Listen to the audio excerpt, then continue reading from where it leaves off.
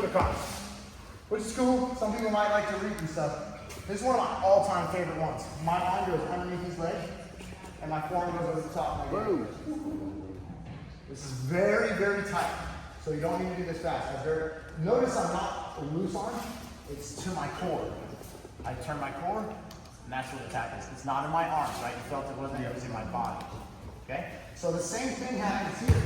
He's in a footlock position, he's in Ashi, and he wants to reap. Comes across, boom. It's always, so that you remember, it's always the leg that's caught, it's that arm. Even when I'm fighting here like this, I'll fight this up, and he's trying to bring that foot over.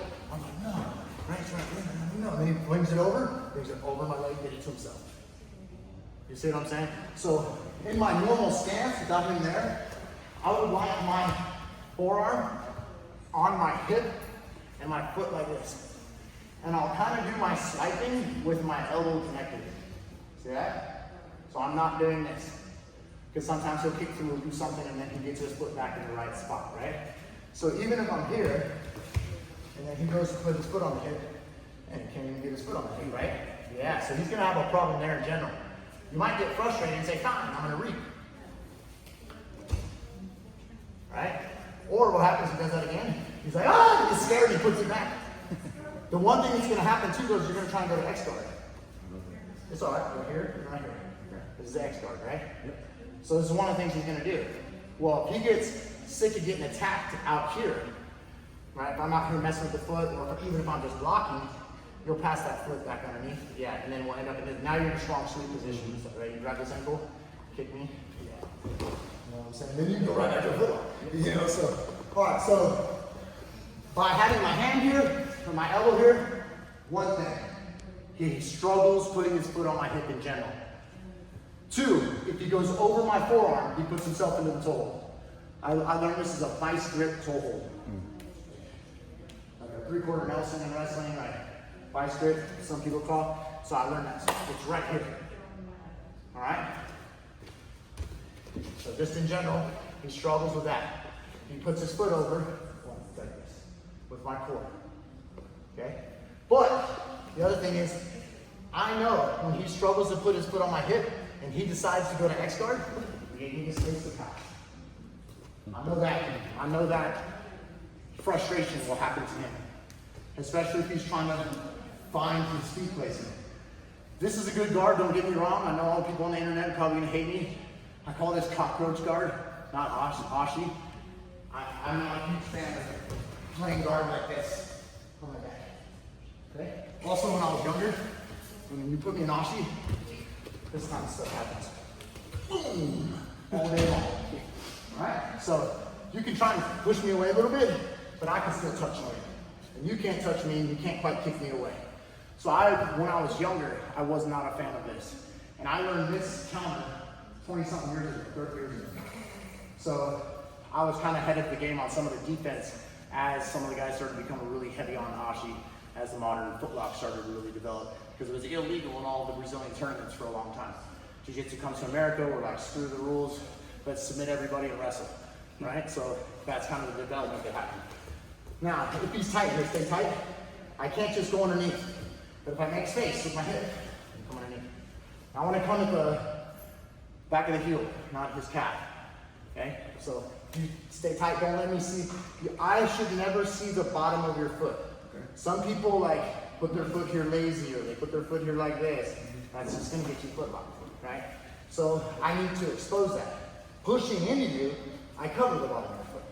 All I need is this. And you're right?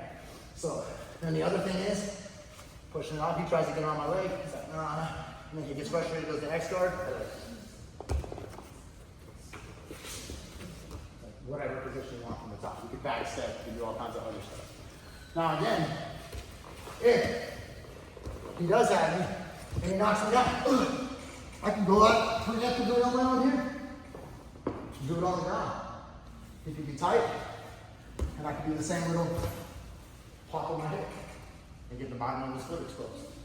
You hear guys, I have the bottom of your foot glued to your opponent. If you reap, you guys probably heard of reaping. In my opinion, you should reap all the way. That way all that stuff doesn't happen now. If you leave your reap halfway out, You're either gonna get foot locked like you did earlier this way, you're gonna get foot locked this way, right? Or you're gonna get really start coming up and get hit early. Over the pass that we did earlier. So as a fundamental, on the bottom, you don't want to have the bottom of your foot showing. As a fundamental on top, I'm going to try and see the bottom of his foot every which way I can. Now this is done primarily while you have balance. He's knocking me over, grabbing my other foot. I'm not trying to do this. I'm trying to get my balance back and maintain my balance. I'm telling you, this right here, it saves me so much grappling frustrations. This stops them from even putting their foot on my hip. Even if you're a kid and you can't do ankle locks and heel hooks, they just won't put Ashi. And it's also like for single lifts instead of Ashi. It's the same thing as put his foot on it. But no, it's destroyed your whole position. He wants to go to X guard. That trapped his arm. Look at it. Probably like, dude, that's a lot of weight on my wrist. You know what I'm saying? So like that back step happens when they rotate that foot around my butt to Ashi. Earlier, I was trying to prevent that in the Ashi run again. Earlier, that's single legs. Oh, there we go. Earlier, I was trying to prevent that foot from swinging around my butt and going to single X or X guard. I trapped it, remember? With the frame. So now, can you put your foot up? Oh, no. Right? So I was trapping it. But if I have a frame on like this, can you swing your foot around the back of me? Yeah, you can do that. Right?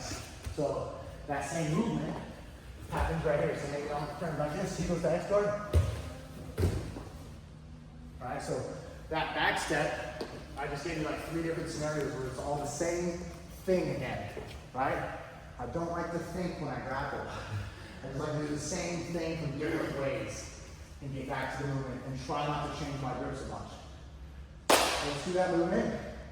Crank that foot a little. Do it 1.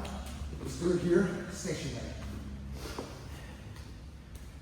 Underneath his heel, right here. Holding his foot that way. No extend of the arm. It's at my core. And I turn my core. Cool. Foot on the hip. Tap that option. And we just go back to that. And look how I can combine everything we just did, guys.